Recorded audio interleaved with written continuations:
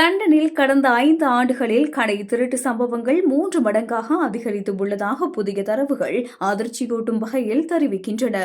2020-2021 ஆண்டு காலகட்டத்தில் 31,008 இருந்த இந்த திருட்டு சம்பவங்கள் 2024-2025 ஆண்டில் 93,626 உயர்ந்துள்ளது. இது லண்டன் வணிகர்கள் மற்றும் பொதுமக்கள் மத்தியில் பெரும் பாதுகாப்பின்மையை ஏற்படுத்தியுள்ளது. இந்த வழக்குகளில் வெறும் 6,088 வழக்குகள் மட்டுமே குற்றச்சாட்டுகளாக மாற்றப்பட்டுள்ளன. இது வெறும் 6.5% மட்டுமே.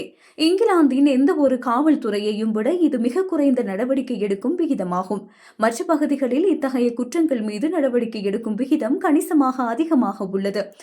இந்த சூழலில் லண்டன் மேயர் சாதிக் கான் மீது லிபரல் டெமோக்ராட் கட்சி கடும் விமர்சனங்களை முன்வைத்துள்ளது.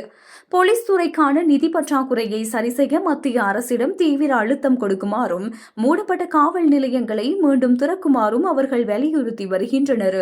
லண்டனில் உள்ள சிறு மற்றும் நடுத்தர வணிகர்கள் பாதுகாப்பு இன்றி தவித்து வருவதாக Liberal Democrat MP Luke Taylor குற்றம் சாட்டியுள்ளார்.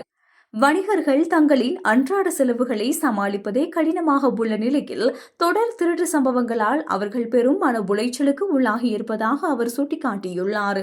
மறுபுறம் சில்லறை வர்த்தக குற்றங்களை தடுப்பது தங்களின் முக்கிய முன்னுரிமை என்று மெட் போலீஸ் விளக்கம் அளித்துள்ளது.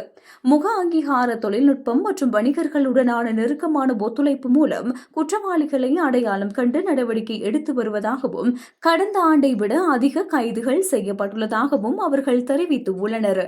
மேயர் தனது பட்ஜெட்டில் காவல்துறைக்கு என பெருமளவு நிதி ஒதுக்கியுள்ள போதிலும் கடந்த காலத்துடன் ஒப்பிடுகையில் களத்தில் இருக்கும் போலீசாரின் எண்ணிக்கை குறைந்து உள்ளதாக விமர்சனங்கள் எழுகின்றன.